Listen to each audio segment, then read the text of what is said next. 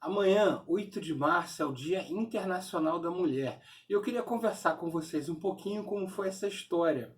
Em primeiro lugar, o Dia Internacional da Mulher é uma data que é obviamente para exaltar a feminilidade, as questões relativas à mulher hoje, o Estado e a sociedade, mas já foi uma data que representou luta, luta pela representação política, pelo direito ao voto, pelas condições igualitárias de trabalho, condições igualitárias de ascensão social.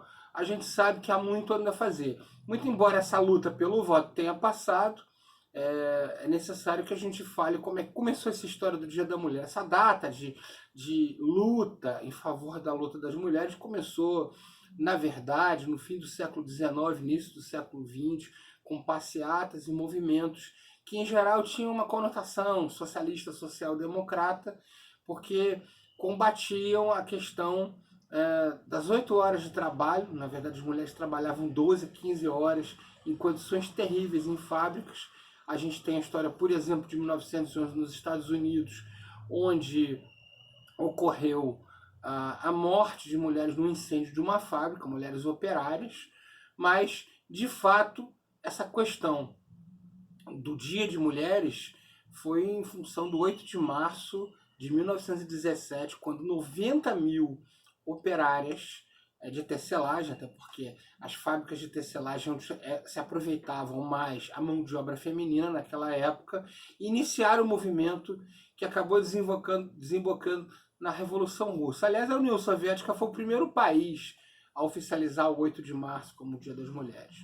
Mas poucos países, na verdade, celebravam essa data do 8 de março até nos anos 20 e 30. Isso morreu, só foi retornar lá em 1945, quando a ONU chancelou a primeira Carta de Direitos para a Condição Feminina, e até o Ano Internacional da Mulher ser decretado em 75, e por sua vez o Ano Internacional da Mulher ser considerado uma data de celebração mundial.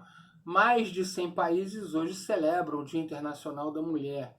Mas eu queria falar um pouquinho sobre o Brasil, né? As mulheres no Brasil passaram a ter voto através do Código Eleitoral de 1932, mas, na verdade, o primeiro estado a conceder o direito de voto às mulheres foi o Rio Grande do Norte, no seu próprio Código Eleitoral. Chegaram a ser inscritas eleitoras mulheres e chegaram a ser eleitas. A Alzira Soriano, que foi a primeira prefeita lá no Rio Grande do Norte, algumas vereadoras, todo mundo teve o mandato cassado no ano seguinte, por conta da legislação federal não prevê a participação de eleitores do sexo feminino. Essa luta foi girando até 1932 o voto das mulheres efetivamente vir. Se você está achando que o Brasil é atrasado, eu só quero lembrar que nos Estados Unidos só em 1920 isso ocorreu, na Inglaterra alguns anos antes, isso depois de uma enorme militância das chamadas sufragetes, de mulheres que inclusive faziam ativismo político pela concessão do direito ao voto. Mas no Brasil 32, e aí a gente teve a Constituinte em 33, onde foi a primeira mulher eleita. Aliás, a gente tem uma foto maravilhosa que é uma mulher sozinha num plenário tomado de homens lá no Palácio Tiradentes, onde foi realizada a Constituinte de 33, aqui no Rio de Janeiro. A grande defensora do voto feminino, que foi a Berta Lutz, ela não se elegeu, ela ficou como suplente, ela só efetivamente assumiu o mandato em 1936. Ela era do partido do Pedro Ernesto, aqui o Partido Autonomista do Distrito Federal. Mas a representação feminina no Brasil tem sido baixa, né? A gente tem poucos casos, como o da sobrinha neta do presidente Getúlio Vargas, a Ivete Vargas, com quem, aliás, eu comecei na política. Ela foi deputada por 4 mandatos entre os anos 50 e 60, foi cassada depois em 66 e retornou no voto popular em 82, mas a representação feminina passa mal, não chega nem a 15% da Câmara e pouco mais de 15% no Senado. O Brasil, salvo engano, tá lá na posição de maiores mulheres do parlamento. Em primeiro lugar está com Ruanda, na África, mas o Brasil ultrapassa do 100º lugar. Então, isso mesmo, com política de cotas, lei que faz com que os partidos sejam obrigados a lançar 30% da sua fração de candidatos de mulheres. Pouco se avança, a cota por si só não garante. O que garante mesmo é ter mulheres em posição de liderança na sociedade, e a gente vai ter agora as eleições municipais, onde a gente vê várias cidades aqui no estado do Rio de Janeiro, quando tem uma, duas ou três mulheres numa Câmara de 9, é muito, com um eleitorado de mais de 44%.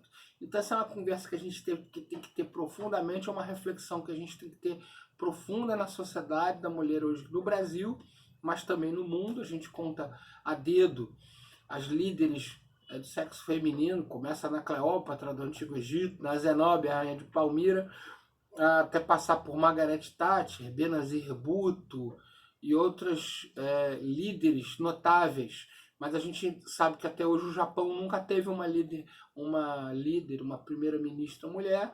A gente sabe que nos Estados Unidos nenhuma mulher ainda alcançou a presidência, embora Hillary Clinton conseguisse ter sido indicada candidata do Partido Democrata em 2016, e a gente já teve duas secretárias de Estado, que é a posição mais importante lá do Ministério dos Estados Unidos. Recentemente a gente teve um número de mulheres com liderança, como no caso da Alemanha. A Merkel, acho que é o exemplo mais notável de liderança política que se mantém até hoje, né, na Europa Ocidental. Mas o fato é que a mulher no mundo ainda tem muito a caminhar, ainda há muito preconceito, ainda há abuso, ainda há assédio, ainda há a questão salarial, porque os homens ganham mais do que as mulheres que executam a mesma tarefa.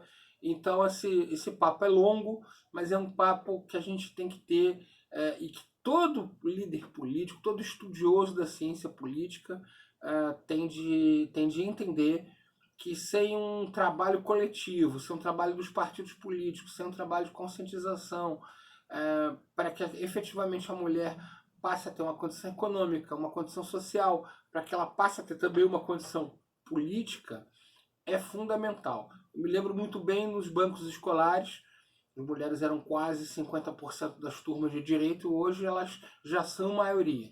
Há áreas onde a mulher efetivamente conseguiu avançar, mas ainda há muito a avançar. A lei de Maria da Penha é recente, as leis de assédio no trabalho, no assédio sexual são recentes, a legislação em favor da mulher é recente, mas ainda há muito a fazer, sobretudo nas políticas públicas. Política pública de saúde da mulher, política pública de educação para a mulher, que muitos governantes não têm a sensibilidade. Não adianta a gente criar cota e querer que a mulher fazer o discurso que a mulher ocupe espaço. É preciso emancipá-las economicamente para que elas consigam ter igualdade de condições de disputa com os homens na luta eleitoral.